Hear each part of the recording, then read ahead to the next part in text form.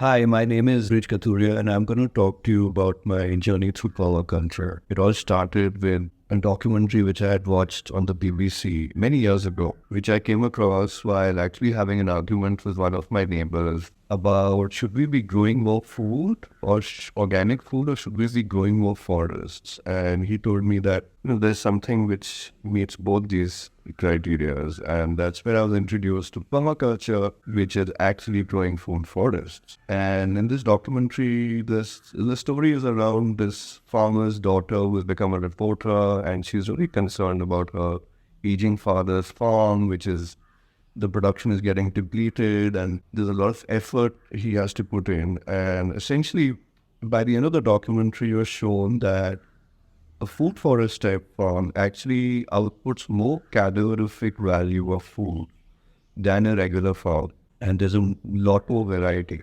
There's almost negligible fossil fuel and other things in it compared to a typical fertilized monoculture type farm. So the eureka moment for me was the circular loop which these food forest type systems operate in. And today, of course, fashionably, we call this the circular economy. The expenses really considerably reduce when the circularity really kicks in.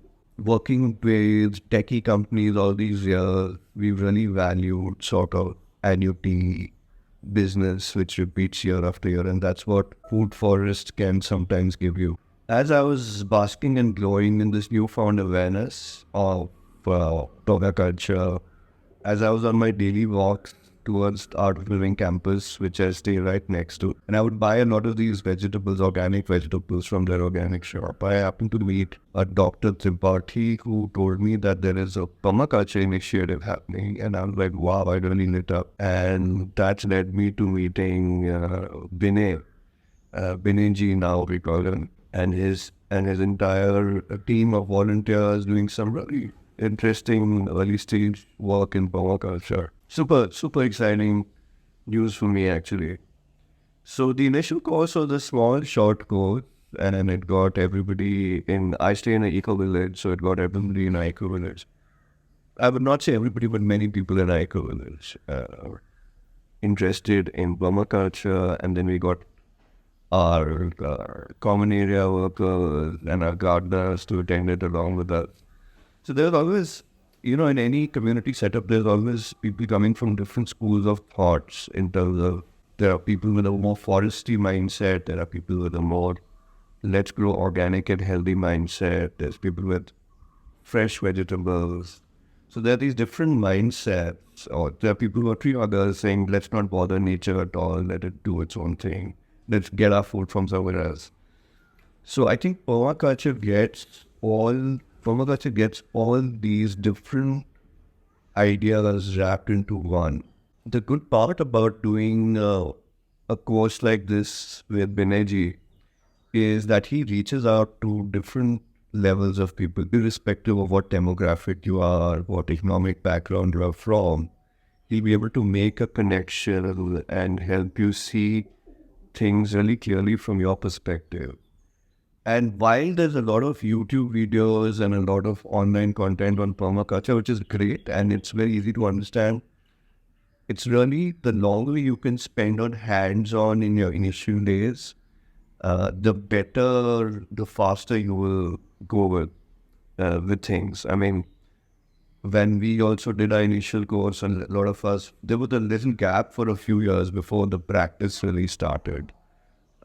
And you really need someone who gets you started much quickly, gets your hands dirty, gets your hand around things so that it almost becomes a part of your muscle memory to work with permaculture related concepts. And I think that's where long format courses like the kind which Art of Living is offering, where you can be there in and out, you have a peer group, you have a coach, those can be really helpful compared to just doing a lot of bookish knowledge and online courses.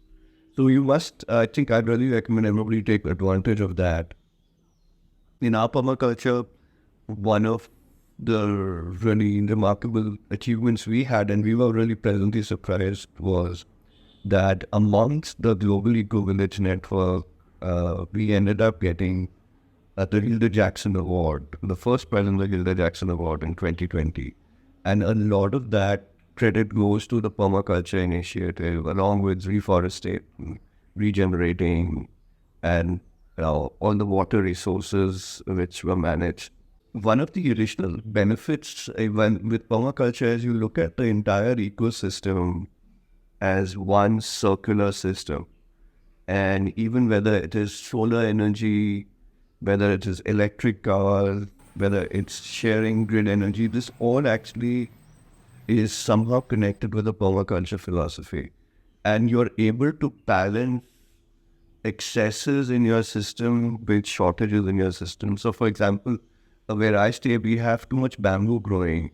And so one of the things which I am trying to do with bamboo now is to see how we can use some of this excess bamboo, either in food consumption or in making things, housing, extra room, balconies, car garages.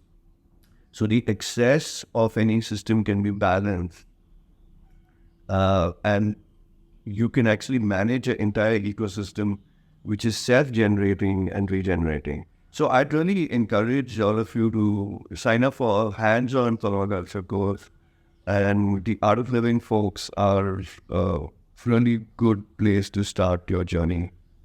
And I'm really thankful to what all we've been able to accomplish by being in their proximity. Thank you.